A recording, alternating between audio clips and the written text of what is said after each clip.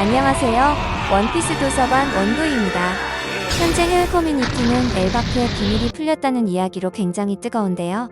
우리는 엘바프 자체가 북유럽 신화 설정 대부분을 각색해서 그대로 가져왔다는 사실을 어느 정도 예상은 하고 있었습니다. 엘바프의 설정이 바이킹족의 설정을 가지고 있고, 많은 사람들이 엘바프는 북유럽 신화를 모티브로 하고 있다는 예측을 쏟아내기 시작했습니다. 결국 이번 원피스 1127화에서 뉴그라드실이 공개되면서 북유럽 신화의 모티브가 거의 확정시 되고 있습니다. 여러분, 엘바프의 왕자 로키에 대해서 알고 계시죠? 북유럽 신화에는 로키라는 신이 등장한다는 건데요. 엘바프의 왕자의 이름 역시 로키라는 것인데요. 이것은 우연이 아니라는 겁니다. 그렇다면 이제부터 엘바프 스토리에 대해서 유추해 보겠습니다. 일단 독자들의 추측은 북유럽 신화에서 등장하는 로키와 엘바프 왕자 로키를 평행선상에 두고 있는데요. 신족과 거인의 혼혈 혹은 순혈 거인으로 그려지고 있으며, 오다는 엘바프의 왕자 로키를 북유럽 신화의 로키와 매우 흡사하게 설정했을 것이라는 것이 정설로 자리 잡고 있습니다. 그렇다면 북유럽 신화의 로키는 어떤 특징을 가지고 있을까요? 북유럽 신화 로키의 특징은 온갖 장난으로 신들을 곤경에 빠뜨리지만 나중에는 교묘한 방법으로 결국 문제를 해결한다고 하는데요. 이번 엘바프 진입 초반 에피소드에서 밀짚 모자 일행들을 장난 감성에 가두고 우스꽝스러운 모습으로 변환시키는 모습이 상당히 유사하죠. 로키는 온갖 사물과 동물로 변신할 수 있다고 전해지며 변신으로 신들을 속여넘기는 장면도 많습니다. 그리고 환술에도 매우 능한 캐릭터로, 오다가 원피스 1127화에서 언급한 환각떡밤 역시 로키와 연관되어 있을 가능성이 있다는 것입니다. 그리고 오다가 그려놓은 로키의 외형도 굉장히 장난스럽고 우스꽝스러운 외형을 하고 있습니다. 여기까지만 종합해봐도 북유럽 신화의 로키와 엘바프의 왕자 로키의 설정이 굉장히 비슷하다는 것을 누구나 느낄 수 있을 겁니다. 그리고 우리가 주목해야 하는 부분이 있죠. 바로 환각이라는 개념입니다. 현재 밀짚 모자 일행들이 느끼고 있는 것들이 환각이라는 이야기들이 나오고 있습니다. 원피스 1127화에서 밀짚 모자 일행들에게 일어나고 있는 일들이 환각일 것이라는 증거들이 원작에서 충분히 나오고 있다는 건데요. 일단 에그헤드를 떠나는 시점부터 엘바프에 진입하는 과정 자체가 굉장히 개연성이 떨어지고 굉장히 미스터리하다는 평가가 상당히 많습니다. 여러분, 나미는 분명히 이렇게 말했습니다. 거인족들과 배에서 술을 마시고 있었지만 눈 떠보니 레고로 이루어진 성에서 깨어났고 말도 안 되는 일들이 일어나고 있다는 것입니다. 개연성 자체가 너무 떨어지고 어떻게 보면 굉장히 억지스럽다는 것이죠. 그리고 나미는 작중에서 이것이 환각일 것이라고 말을 하는 장면도 나오고, 위기에 처해 있을 때 나미가 살기 위해 동료들을 찾자마자 기다렸다는 듯 바로 등장하는 모습도 굉장히 의심이 되는 부분이고, 자꾸 꿈이라는 이야기를 반복하죠. 그리고 우소비 공격당하는 장면도 실제로 맞은 것처럼 보이지만 저는 이 부분도 환각이라고 보는 이유가 고양이의 외형이 사자로 변했다는 것입니다. 그리고 아까 나미가 말했던 대로 상디 조로 루피가 동시에 등장해서 사자를 물리치기 시작하죠. 너무 단기간에 빠르게 척척 바뀌는 것들이 환각의 증거로 충분하다는 것입니다. 애초에 이 해프닝의 시작 자체가 나미가 잠에서 깨어난 후 바로 시작되었다는 진행 자체가 현재 나미의 꿈 아니면 환각으로 표현하는 것이 가장 적합한 개연성이라는 것인데요. 게다가 루피가 쓰는 기술 역시 기어서드와 기어포스의 표기가 다르고 조로의 3도류의 위치가 휘두를 때 다른 부분도 보이고 있고, 아무래도 우리가 꿈에서 겪을 수 있는 사실과는 조금씩 다른 부분이 나미의 환각 속에서 일어나고 있는 것 같은데요. 저는 이런 환각은 엘바프에 진입하게 되면 해프닝 정도로 끝이 날 것으로 보이고 있는데요. 왜냐하면 결국 환각이라는 개념도 견문색의 폐기와 태양색 폐기 앞에서는 무용지물이 될 것이기 때문입니다.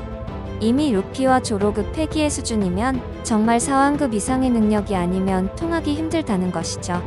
현재 상황을 나미의 환각이라고 가정하게 된다면 밀짚 모자 일행들의 행동 하나하나에 의미를 부여할 필요는 없다고 보이며, 환각이 깨어났을 때 밀짚 모자 일행들이 어떤 상태로 어디에 있는지 이 부분이 중요해집니다.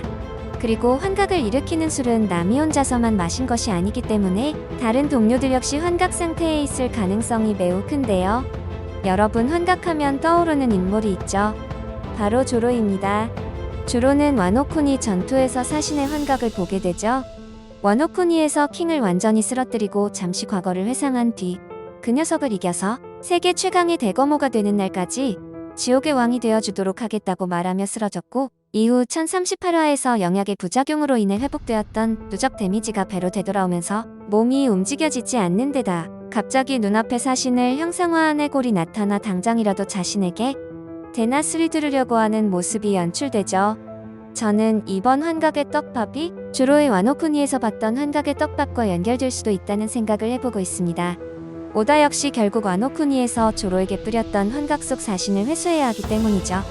오다가 엘바프 에피소드를 북유럽 신화에서 얼마나 많은 부분을 가져올지는 모르지만 내용에 따르면 북유럽 신화에는 굉장히 상징적인 무기들이 상당히 많이 등장합니다. 저는 조로가 아직도 최상명검이 없다는 사실에 주목해야 한다고 생각하는데요. 게다가 엘바프 정도면 조로가 최상명검을 획득하기에도 충분한 자격이 있는 장소죠. 하지만 조로에게는 문제가 있습니다. 조로는 3도류의 검사 특성을 가지고 있기 때문에 조로는 현재 사용 중인 무기 중 한 가지를 포기해야 한다는 거죠. 조로는 3대 귀철과 화도 일문자 그리고 엔마를 사용하고 있습니다.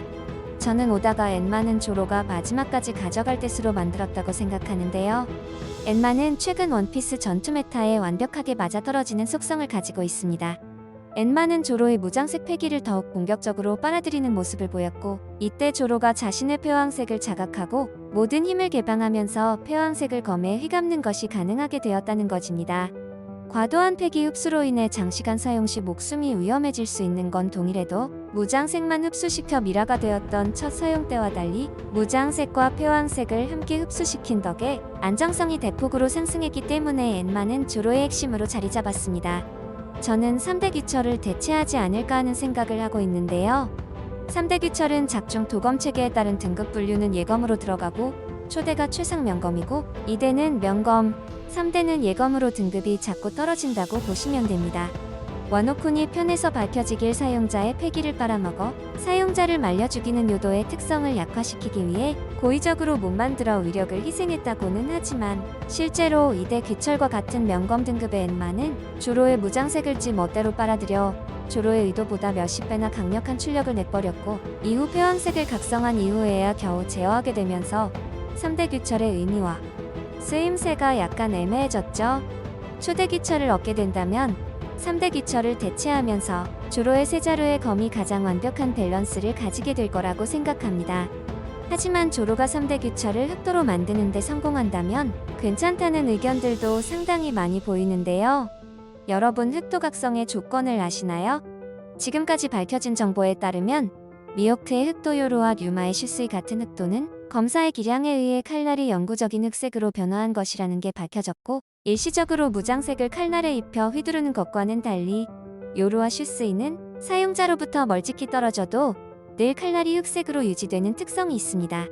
아직 이러한 영구적인 흑도의 생성 조건이 무엇인지 정확하게 밝혀지지 않았지만 사용자가 기이하게도 조로의 최종 목표인 미호크와 수백 년 전 와노쿠니에서 활약한 대검호이자 사후엔 말 그대로 칼의 신으로까지 숭상받은 유마까지 단 둘이다 보니 현재 여론은 영구흑도가 검사로서의 최종 경지가 아닌가 하는 추측을 하게 된 것이죠. 게다가 오다는 원피스 매거진에서 영구흑도를 모든 검 중 가장 으뜸이라고 소개하고 미호크의 요로와 류마의 슈스이 단 둘을 지목하며 이러한 영구적인 흑도에는 아직 풀리지 않은 비밀이 많다고 설명하게 되었기 때문에 우리가 계속해서 조로 역시 차기 최강의 검사로서 흑도 각성을 하지 않을까 하는 추측을 하게 된다는 것이죠. 저는 아직도 대부분의 최상명검의 정체가 밝혀지지 않았기 때문에 원피스 세계관 제1검호가 유력한 조로에게 최소 한 자루는 들어갈 것으로 보고 있거든요. 하지만 꼭 들어오지 않는다고 하더라도 위에서 설명했듯 조로 자신의 수련과 성장으로 이미 최상명검을 가지고 있는 상대를 능가하는 힘을 보여주고 있기 때문에 오다가 어떤 선택을 보여줄지 상당히 궁금합니다. 오늘 영상은 여기까지입니다. 재미있게 보셨거나 재미없게 보셨다면 구독, 좋아요, 알림 설정까지 사랑한다고요.